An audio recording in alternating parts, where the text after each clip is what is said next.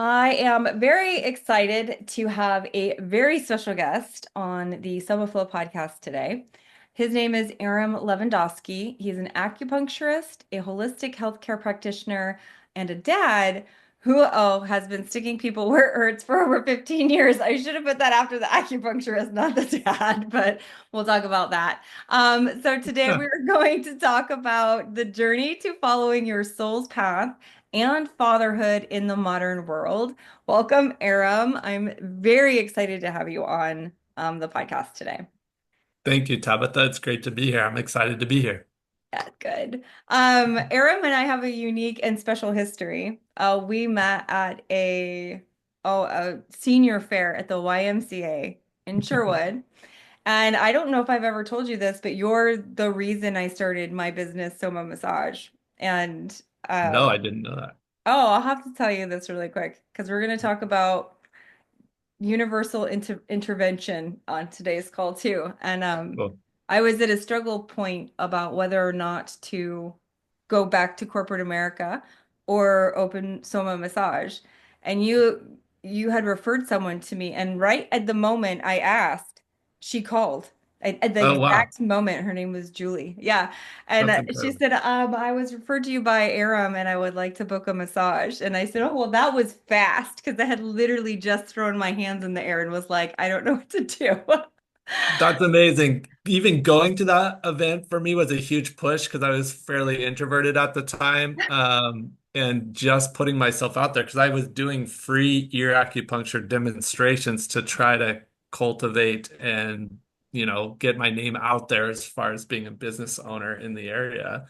And cultivate some patience. So me being there was a real push for myself as well. Oh, I love it because I won a free acupuncture appointment with you. And Yes. then I got in a car accident like a week later. So it ended up being highly profitable, right? Because I mean, Oh MBAs, yeah, yeah, and then it was amazing. So that was definitely flow, is what I would call it. most Universal flow. definitely. Yeah, yeah. We met in the And now unique it's like 15 years circumstances. later. Right. Yeah. And we're still doing what we were doing. Yes, And yeah. we've grown in so many ways as well. So many ways. And yeah, let's talk about that because like you didn't want to be an acupuncturist, right? Like tell me the story because I really want to hear how you became an acupuncturist.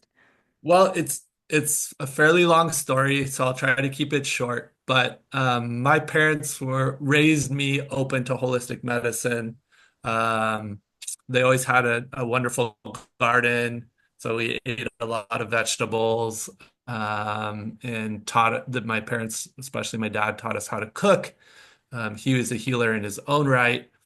He would practice touch for health on me and shiatsu on me growing up, and then he would have me practice on him. Um, so I was interested in health from a very early age. So in high school, we had to job shadow somebody in a career for 2 weeks. So we followed somebody around in their career. And I was the last person to pick. And there were two names on the list. One was a graphic designer, and one was an acupuncturist. And at that time, I was super needle phobic. I would feel faint if I had a blood draw or something like that. So I definitely didn't want to be with the acupuncturist. That was not at all who I wanted to be Kind of matched with. ironic. So I chose to be with the graphic designer. I actually enjoyed art, and I thought, well, maybe this would be something that I'm interested in. She was super busy and said, I'm sorry, but I'm not able to take on, an intern or somebody to follow me around for 2 weeks. So I was forced to be with this acupuncturist. His name was Dan Kinner. He's an incredible person. Unfortunately, he passed away last year. He was one of the first Westerners to go train in Japan. Oh, And, wow. and so he's a very interesting person, obviously fluent in Japanese. He's written many books. He's also a naturopath, so he's a double licensed acupuncturist and a naturopath. So I was introduced to acupuncture through him. He had a home clinic, and he was somebody who really walked the talk. He believed and believed in the medicine. It was his passion. So he ate an incredibly healthy diet, he exercised daily, and he meditated regularly. And then he also had this holistic health practice. That is Uh, amazing. Because I yeah. love that you said that because I think a lot of the time when we go, like even when I walk into the doctor's office, which I don't go to very often, but they look sick, like the people working. Mhm. And I'm like, I don't feel like that doesn't inspire me. So I love that you said he walks the walk because I think when you're looking for a practitioner, you want someone who uses their own medicine, Most like, definitely. yeah, that's amazing. So he was the first one. He said, we're going to start with just doing one acupuncture point on you. And so he did this point here that most people know for a headache. It's called Hagu or Uh-huh. large intestine 4. So he did that point on me with a thin Japanese needle. I didn't feel faint. I didn't have excruciating pain like I was expecting from acupuncture. In fact, I started feeling really good. Like, oh my gosh, I feel like my circulation's opening up and I feel like Hmm. my something's going on in my body that I'm not used to. So I became more curious about it. I still at that time didn't think I wanted to be an acupuncturist Hmm. because I still had some of that phobia. So, Oh, but okay. I did get to be with him for 2 weeks, and he later in my life became quite a mentor. How Um, amazing. yeah, I love it when the universe lays a foundation or a groundwork for something that's going to happen later in life, and then it makes sense later. And it's like, oh, that's why that had to happen, so that that could happen. It's most like, definitely. oh, that makes sense. He laid down a foundation that at first I was really resistant to, and then I ended up following in his footsteps in a way.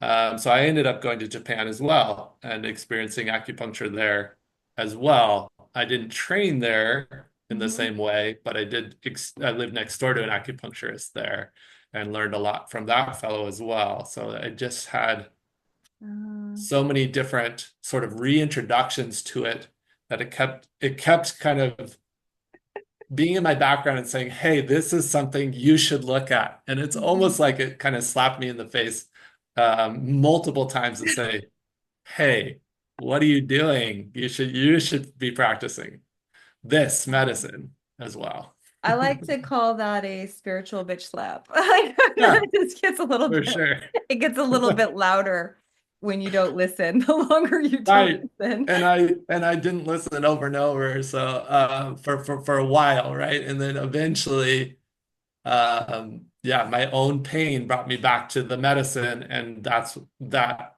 acupuncture and Chinese medicine is what cured my pain. And then, Oh. okay, there's really something here. So that's It's funny when I was teaching massage full time, almost everybody in massage school said, I joined because a massage therapist helped me out of pain and I want to do the same for other people. right. And I think that that is like how a lot of healers come into their gifts. It's not having lived a life that's painless, it's the Well, pain that definitely. drove them into wanting to help other people experience the relief that they had. So that's Most definitely. tell Yeah. me how you've expanded it now, because you do a lot more than just needles. Like if Most we were definitely. talking to people who really didn't know anything about acupuncture, like what is it, what's the expansiveness of the holistic health approach? Yeah, so Chinese medicine really is founded on 4 pillars. Acupuncture being really the last thing that you're going to use as far as healing. So the first is lifestyle. So living a healthy lifestyle that engenders health.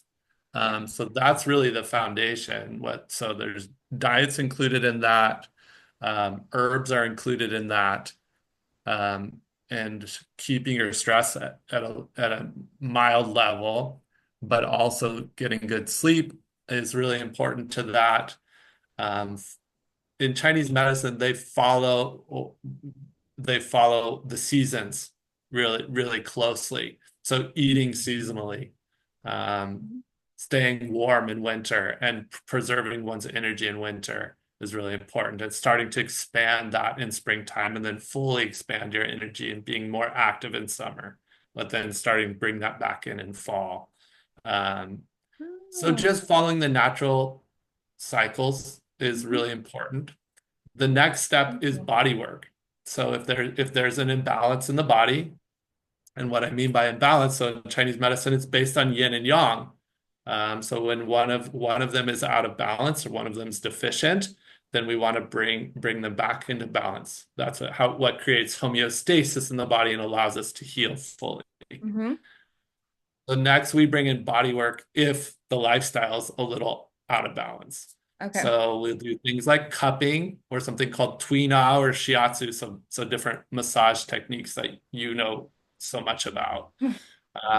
And cupping therapy is a huge part of what I do. I work on about 80% of my patients with cupping. Wow. Uh, Well, yeah, you taught it to me. You're the reason I introduced it at my clinic because it was right. I enjoyed it. And then I think a lot of massage therapists have used cupping. Actually, I have these. I'm cheating, but these like little electronic cups that I keep on my desk in case I need it. But yeah, I think Yeah, so many different practitioners are using cupping now. It's wonderful. It's been revitalized. It used to be an incredible therapy that was used around the world. Every single continent in the world has a cupping tradition. really. So it's not just from China. Africa has a cupping tradition. Central South America, the Middle East, Europe has a tradition in cupping. Oh. So I have patients from all over the world who are really excited that I do cupping. I have a patient right now from Ukraine, and she said, "My grandmother used to do cupping on me." Oh, that's I so have a cool. patient from Tunisia who said a very similar thing, and patients from Mexico and Central America who would say Mhm.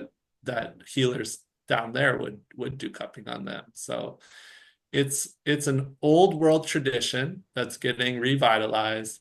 It moves the chi in the body, so Mhm. our energy, and it also helps open circulation. So different from massage where you're putting pressure down on the body, it's pulling up on the body. So it's Mhm. really good for adhesions in the muscle, for helping relieve those, and also pulling toxins out of the body as well. It's an incredible therapy. Oh, I love it. When I first Yeah, started working out this year, I bought those elect they're like battery operated ones. And I would right. sit in my like in my bed just going like, "Oh my God, everything hurts," because it had been a while since I was exercising. For And sure. they were so helpful. They have been so helpful. Even on my road trip to California with my daughter or Arizona, I used them in the car because I was like, it's a long drive. So, Right, yeah, I right. think they're really Post-workout is an incredible therapy, pulling out lactic acid, opening up joints that are stiff. hmm. Cupping is incredible for reducing pain. So many athletes are using it today. Oh, isn't that Yeah, amazing how like everyone's circling back to just what works instead of getting all it's like, no, this just works. yeah. It's been around for thousands of years because I don't know, it's effective. So like Right. Yeah. Over um, 5,000 years for Chinese medicine. wow. Cupping therapy would go even farther than that. So Tibet has a tradition of cupping. They use a metal bowl. Uh-huh. In Africa, they use horns, so animal horns. The practitioner actually sucks the suction or creates the suction. Cool. So those traditions go, I don't even know how far back, right? They're just Yeah. thousands of years. That's like I just think that there is this massive movement of returning to more natural and holistic health because I've heard this quote so often. It's we don't have a healthcare system, we have a sick care system. And I Mhm. think people are tired of it. Like, I mean, I Mhm. was just even with some of my older clients and I just educate them about hydration and they're like, Right, nobody told me this. And I'm like, right, no, you were the generation that grew up with marketing. So they actually right, profited on you drinking Coke and milk. So like right, your whole unconscious programming is embedded with sales and not right. truth. Exactly. So Right. it yeah, I don't know. It's frustrating when I'm like getting someone to just drink water is like the biggest challenge and the biggest impact on their health. And it's fascinating that like that's just not the basics that are handed out. So Most definitely, and especially water, right? We're almost 80% water, and our whole neurological system, which is an electrical system, needs water to operate, right? Yes. Um, Yeah. yeah, it's interesting. Yeah, it is one of the difficult parts of what we do is educating us, especially when people have different ideas about things and yeah, yeah. It's hard to undo what sales and marketing has done. Like, I mean, Most for definitely. me, that's my biggest challenge is like undoing the like lies that, Yeah. people have been sold to make money. And And then also those things become habits too, right? And how do they relearn a habit? And often they're an addictive habit too, if it's sodas, right? Or it's all alcohol. addiction. Yeah, because it's Right. just yeah, it's addictive things make money. And so it makes me angry that our health is being compromised for capital gain. But like that's a whole nother like topic. No, but I have a real quick piece on that. I mean, that's the whole thing. That's my whole goal is to help people so they don't have to keep coming in. It's not that it shouldn't be an addiction. It shouldn't be that you have to be reliant on a doctor or a drug to Hmm. feel good. Your health is in your own hands. You have the power to heal yourself. I see my role as just there to remind you to get back into homeostasis so you can heal yourself. I like to be out of the room when that healing's going on. Because I love that. I couldn't agree more. That's why I give all my clients an app, like with right, meditations to help them activate the healer that's already within them. Because it exactly. was like, I don't want you to need me. I want you to know that like I'm there if you get in trouble, but like I want you to feel empowered to listen to your body so that you know what it needs. And that Most like definitely. that's my yeah, because we do have the ability to heal ourselves and I don't think most people know that, or it's just that there's so much misinformation out there. It's really hard to know what you specifically need Exactly. because it's like Exactly. so many lies. Like it's just, And the body is calling out to us, just like we were talking about earlier of me being resistant to my own path. Our body is telling us what it needs, right? If we learn to listen, there are certain points in the body, which we now call acupressure points, Mhm. that call to us, hey, I'm achy for a reason. So if you put pressure there, it's actually helping open the energy flow so that I can heal myself. So that's one of the things that I love about what I do is that it it is based on this system that is so integral. I don't even know how to say it, but yeah, you basically all you're having to do is access these points, stimulate these points, and it reminds the body how to heal.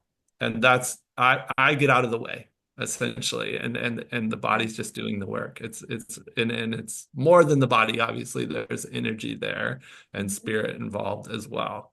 Um, which I love because I think that in people think it's like magic. It's like it's no, it's the wisdom of your body. It's we're mhm, just reminding it what it needs to do to function in the way that it was designed. And exactly. most of the people that I've worked with just lost connection to that. They just either were never taught it or they just lost it somewhere because of stress or trauma or, things that got in Right. the way. And Right. addictions as well. So, but, Right. yeah. Yeah. And so many distractions. And yeah, I think our current digital world distracts us from being present with ourselves too, right? There's so many different things that do. So Yeah. much so. And like I like walk around and I see all the forward head posture and I'm like, doesn't the Yeah. world realize that's like contributing to depression and anxiety in like a massive way Right. because of where the head is sitting in space? Like it's such an easy fix, but like everyone wants to chase a pill or something like that. And it's like, well, maybe if your head was on right, like we wouldn't have Mhm. anxiety running the show for teenagers because their heads are always like in that queued up spot. No, I But know. Always yeah. looking down. Yeah. Yeah. And like it actually sends a chemical to the brain that triggers anxiety and depression and low self-esteem. Exactly. So our Yeah. whole world is set up in a way that triggers the disease that creates the medicine to sell it. And it's a loop that makes me frustrated. So, Right, exactly. And so how do we get out of that? And that's that's what you and I are here to remind each other and others how to do, right? oh And so yeah.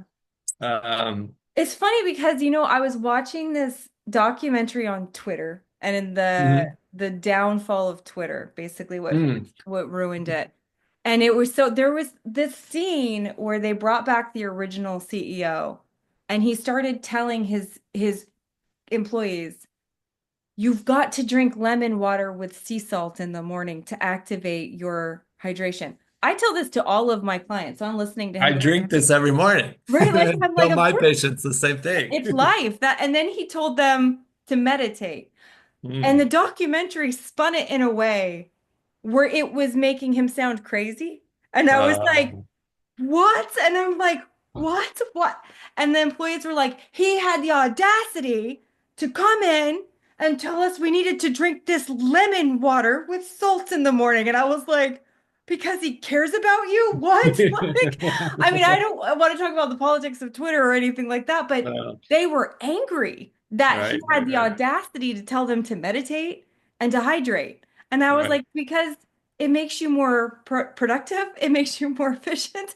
When you're not in a state of fight, flight, or freeze, you can think more clearly, you have better ideas and strategies, you work better together. Like, I'm like, You're in your parasympathetic nervous system, so you're actually able to heal, rest, and digest.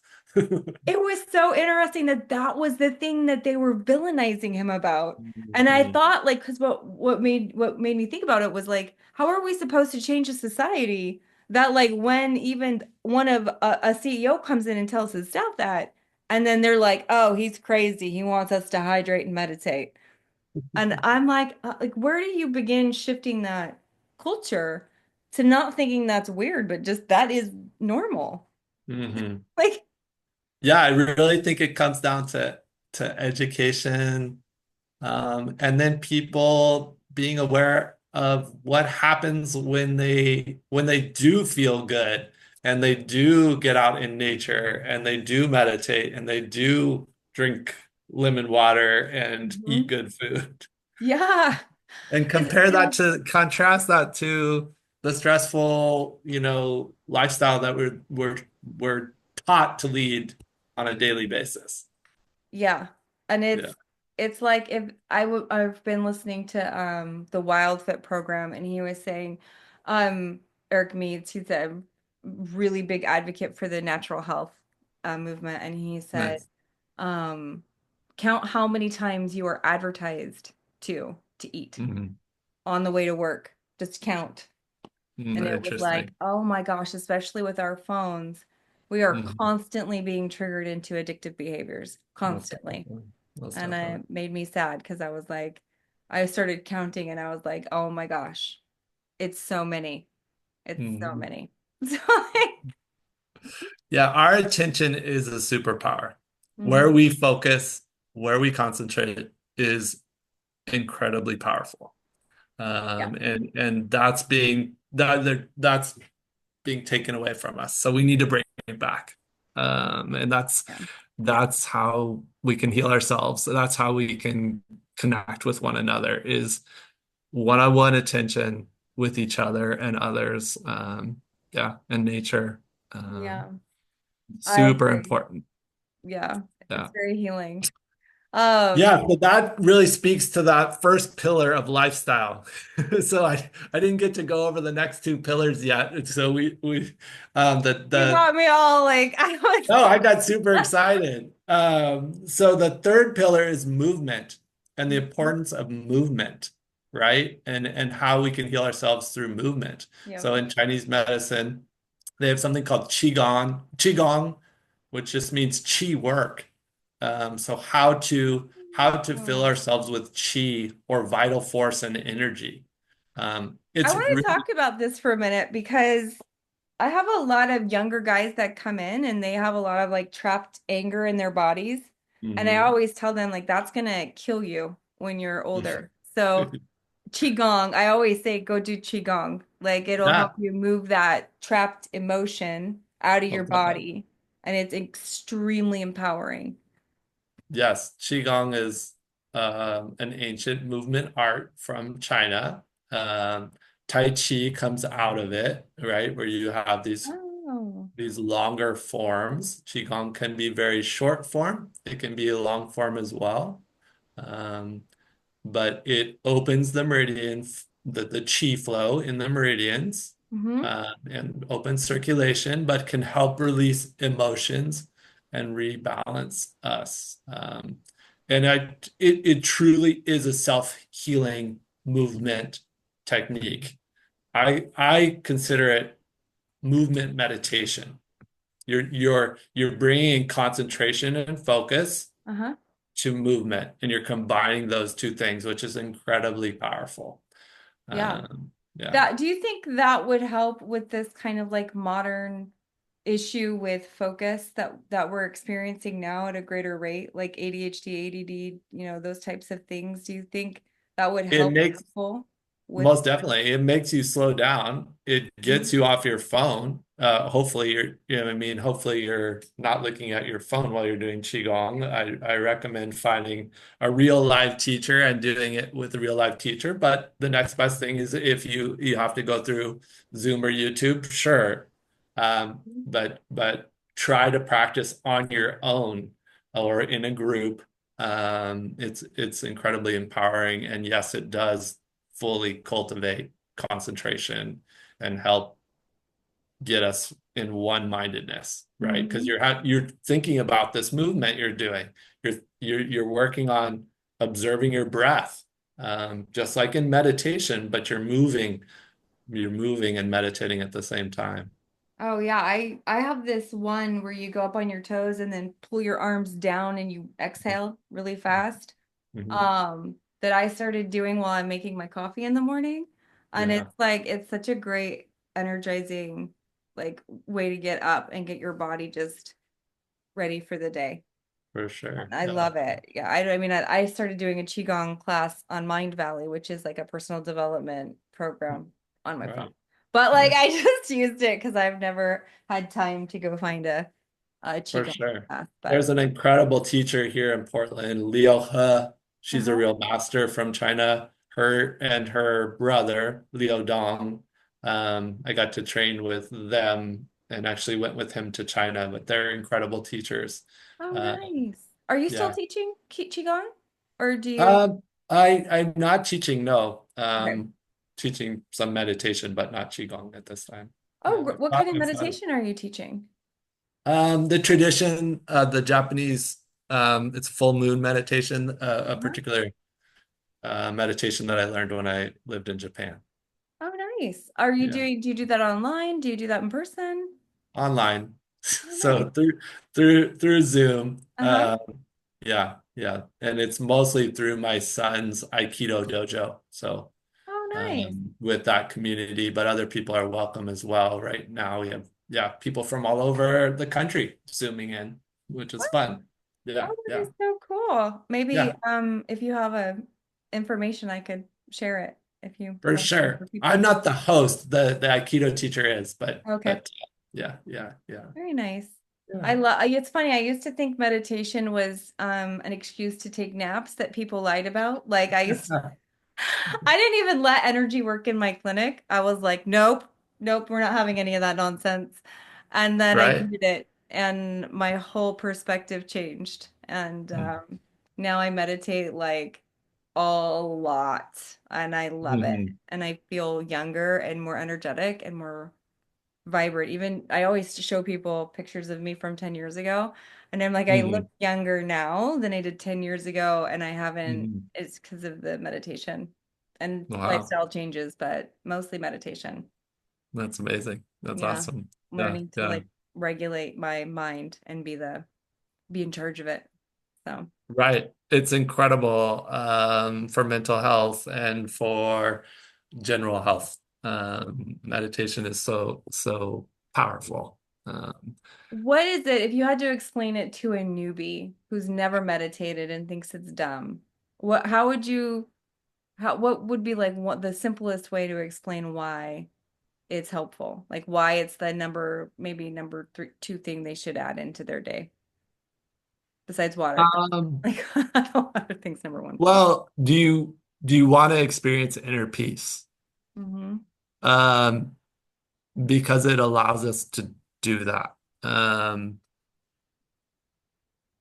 or do you always want to feel stressed? I mean, it's really there's a dichotomy, and I feel like meditation allows us to feel this inner peace and get in touch with ourselves in a way that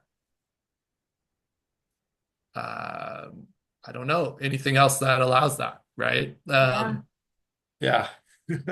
No, it's Um, true. It's funny because like when I'm talking to my clients, I always say like, if I could get you meditating and hydrated, you probably wouldn't need me very often. mhm. And Right. they say, "Oh, I've tried meditation. It doesn't work for me. I can't quiet my mind." And I'm like, "Oh, Right. you don't have to. I never have a quiet mind when I'm meditating. I No, have, that's part of the practice. yeah, like my mind is amazing. I could like it is extremely creative and I love living up there." So like, And sometimes your most creative ideas and inspirations will come to you in that state, right? So that's another yeah. piece of it is it's an incredible creativity tool. Oh Uh, yeah. And so yeah, I think it's a way of activating your intuition, like oh, and definitely. like to get to know what is right for your body. Like Mhm. since I started using meditation for my health and using it like my intuition to tell me what I need, I Mhm. haven't succumbed to like the industry sales pitches for my body again. It's like, Mhm. nope, you just need to follow this and this, and that's how you're gonna hit your goals. For And sure. did the inner work to release the baggage around health, but that was my journey. So yeah, so like when I talk about meditation, I'm always like, you don't have to have a quiet mind. In fact, you might have a really noisy mind, and that's actually not a bad thing. Right. Yeah, I'll tell a story about so you know my history about living in Japan. I lived in a Buddhist monastery for 3 years there. And so when I first started meditating, we had to sit for in the training period. So there was a year of training, intense training where we meditated 9 hours a day. Wow. So those that first 2 weeks to a month of sitting for 9 hours a day. And it's not a Zen practice where you're trying to empty your mind. You're doing some rituals, you're doing some mantras, Uh-huh. you're sitting with certain hand mudras or postures, and you're doing some chanting.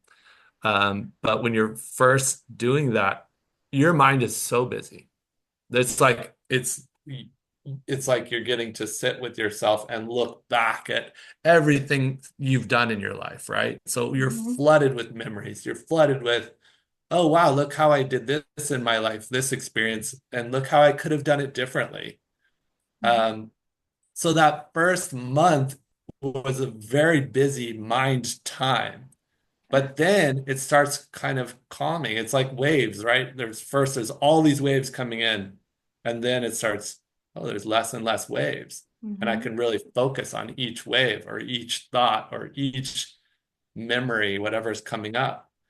And then it starts to become more and more placid and calm. And there Mhm. is a place where there is a quiet place that's just pure focus, just pure concentration, where you can go anywhere you want. And you're not being controlled by these memories, or you're not having these things come up as much. But Mhm. that takes immense amount of practice.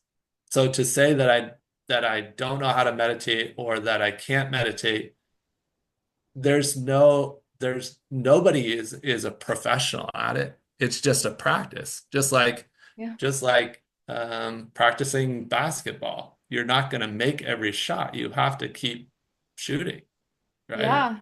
Just Well, and it's going to look different for everybody based on what right. their need is. Like I Exactly. had someone text me this morning with a emergency like pain thing. And I said, I Yeah. can't get in today, but I'll send you my app and just go listen to the pain meditation. It'll help at least decrease it or give you the Yes, solution because your body will tell you what it needs. So like exactly. I was like, until I can get you into t tomorrow. So like they're all different for different reasons, and um, Exactly. And everyone's there's experience should be different. Like if it's all the same, then I think that's not right. But like, it should all be different and unique. for sure. And there's so many different meditations that can help us in so many different ways too, right? And there's Oh no yeah. right or wrong path or way to practice. Yeah, absolutely. It is like there is no wrong way to meditate. It's just like, you know, what you need. So that's why I like recording them now because I have a lot of fun with working with the divine feminine goddesses. Um I know. Have you listened to any of them? I haven't listened to any of you gave me that awesome meditation that I listened to Mhm. about cleaning your cottage, and I think that's a really powerful meditation. Oh, I think for healers, especially like people who work in the healing Definitely. arts, we deal with people who are in so much trauma and pain that because Mhm. pain is traumatizing in and of itself. And then, we have to be able to clear their energy from our field at the end of the day. Otherwise, it makes us sick. So Most that was definitely. what I found for myself, especially, was that, Mhm. working in with pain for a long time, I started getting sick and I didn't know what was mine or what was other people's anymore. And I Mhm. just felt like garbage. So, Right. And that's part of, yeah, a good education training for healers, I think, should include those techniques at how not to hold on to our patients' stuff, right? And oh yeah. how to do that self-care stuff so we're not holding their stuff, but we're there for them, listening and helping in the ways that we can, but not holding it all, right? And yeah. That is, I think, probably the most important thing they should be teaching in school for people Mhm. who are going into the field.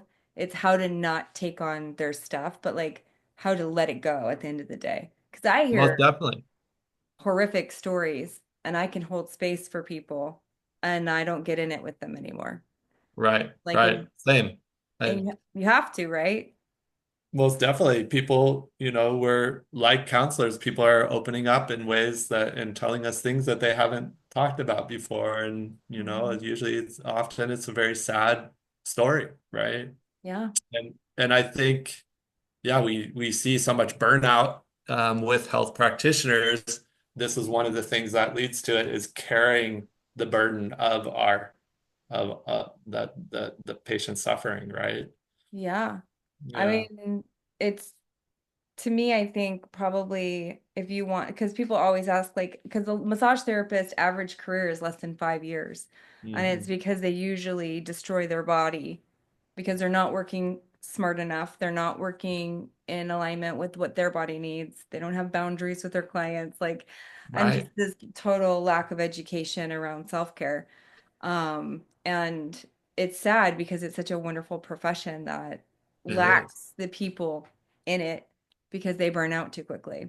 Right. And acupuncture too, only 35% of acupuncturists make it.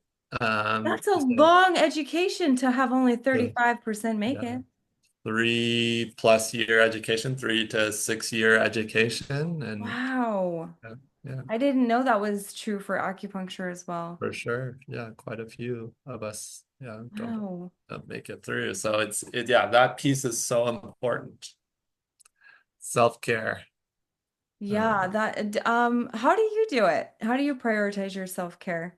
I've I've just decided that we're gonna have two episodes. We're gonna do a separate one on the fatherhood thing. Um, okay. we're gonna post this one sooner because Okay. I was like, I didn't realize we'd have so much to talk to about just on this. Yeah, Um, so if that's okay with you, I would like to do most the definitely. fatherhood one on another episode. That sounds good. Okay, good. So tell me about what your self-care routine looks like and how that benefits your patients and you and your family. Right. So I can't give if my cup's not full, right? Mhm. Um, so I realized that at a fairly early time in my practice. And so what I do is, so yeah, I practice forms of Qigong. I practice meditation. I Hmm. practice, I exercise regularly, like 3 to 5 days a week. I exercise. I garden. Garden is one of the biggest grounding, healing things for me. Just being in touch with the earth and growing things. I'm a beekeeper, so being around my bees, I find You are? incredible. How did I Yeah, not know this? Okay. I did not I've know been a that. beekeeper for 10 years now. What? That's Um, so cool. yeah. So I got into my bees on Sunday. I have two hives now. I split I had a big hive that overwintered this year and then split it into two. My bees are help heal me. So the vibration that they make, the humming that they make, and Uh-huh. the smell of the honey and the propolis is this incredibly therapeutic thing just for me to be around them. So Uh-huh. I, in the mornings, I'll often go and sing to them a little bit, and then they sort of, I know this sounds This does weird. not sound weird to me. You know me. They, This does not sound weird to me. okay. Um, but I'm for a some people medium, out so I there, have weird things in my life all of the time. This does not sound weird. well, bees are important to obviously pollinating our Uh-huh. plants. What 60% of the fruits and vegetables we eat are pollinated by them. But not only are they important to that, but they're vibrating on a level. They're so interconnected. I learned so much from them. In Eastern Europe, they have bee therapy houses. So they put beehives in like a sauna house so Uh-huh. that the bees don't have access to you inside the house. They're just Yeah. slid in under the seats. And the vibration and the smell they've found in Eastern Europe, places like Poland, Uh-huh. uh, have been shown to be incredibly healing for people, especially with depression Oh. and stress. So Was it they're because they're flapping and they're like literally clearing energy as they're like their uh, energy is like just changing the vibrational frequency around you? probably. I don't know how it works. I just know that when I spend time with my bees, it's like going to a sound bath. It's like Uh-huh. my vibration is changed. It's like listening to really good music, but also you're getting a endorphin rush from there's really incredible aromas that they make from the honey and the propolis as That well. is So amazing. No, I think that's so cool. I'm like, wow, that um, is because so many people are afraid of bees. But I right. remember like just even thinking about like the meaning of like certain things. Like there's like, like in the shamanism, there's all the meanings behind bees. They're not like a bad omen at all. They're actually like, I think it was when I always pull the bee card, it's always like, where are you being in busy work instead of intuition? Like it's like where, Mm, but there's more like they have so many lessons to teach us, especially about like the hive and like working together and that working together interconnectedness and how when people are working, as in a unison, it's not a bad thing. That it's actually for the greater good when it's for the greater good yeah. of the divine feminine too, to roll it back to you because it's the queen who rules the hive. Oh my gosh. So we were just talking about this before we got on, and I was saying I have a passion for helping women understand their role in keeping the families together because Mm, they're not doing it in a way that's serving their families, and it's not their fault. They've been sold a lie about a lot of things. But we could talk about that in another so that's episode. a But like whole that is a another ball of passion for wax. me. Yeah, because Yeah. I'm like, we are so much more responsible for whether or not our families stay together, than we know. And it's not what we've been told. So, um, Right. So we can take lots of lessons from queen the bees bees. and Yes, bees I in love it. general. Um, I love this. I had no idea that you yeah, were so the into. healing properties of honey, propolis, pollen, Mhm. all those things. There's one other thing that bees are incredible healers at, and that's called apitherapy. Uh-huh. So some acupuncturists, use bees on acupressure points. Use the stings so that the histamine that's released into the body Uh-huh. makes our immune system respond. So if there's a sore shoulder that somebody has arthritis in, if you sting that area, then there's inflammation caused, right, from the histamine being released. If they're not allergic to bees, first, of course, Uh-huh. um, then your immune system has to go meet that toxin that's been released into your body and thereby heals it. It's only almost like a homeopathic dose of some sort of toxin that you're injecting into your body. Uh-huh. Acupuncture works the same exact way, by the way. We're doing a micro attack on the body. So our immune system has to go meet it. Well, So that that's makes total sense to me because what I've seen with people who have a trauma, a body trauma, is their brain just dissociates from that section, like most definitely where we go in and reactivate it. And sometimes I'll go in and like test, and I'm like, your brain doesn't even register that this foot is here. That's the problem. So right. that makes total sense to me. Like, I just don't use bees, I use pressure points or like Exactly. massage, or I'll use And like, I don't use bees either. I've had some practitioners from Eastern Europe ask me to, or uh-huh. some patients ask me to. There are practitioners in Asia who just use bees How? for acupuncture. So That's it's so cool. apitherapy. It's a thing. Check it I out. don't think I could convince my daughter because if there's a bee anywhere near her, she's freaking out and like screaming off. But I think that's amazing. I love that. Yeah, so going back to self-care, that's one of my things that I do.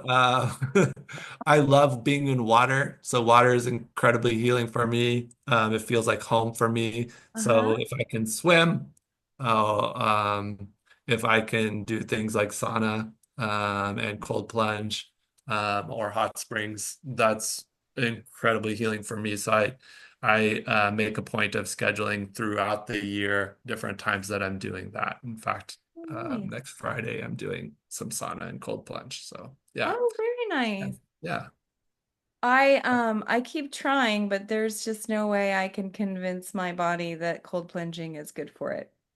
yeah. It's it I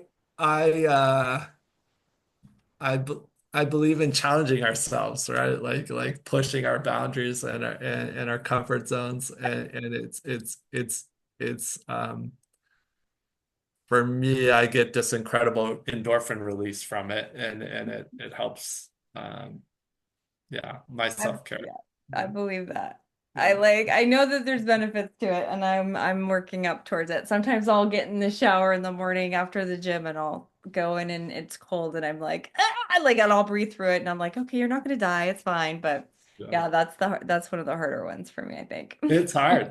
It's really hard. What, Um, well, because you also are like a business owner, like you own your own business, you're very active in our networking group, which is awesome.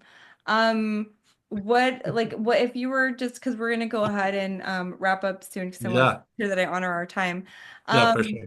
if you were to, let's do this instead. If you were to convince someone who's like, I don't want to go get acupuncture because it would hurt, like I'm afraid of Mhm. needles and all of Like the me. things, what is the number one thing that it could benefit them? Like if they're struggling with something, like what is one of the things that you treat most often with great success that like other maybe more traditional paths don't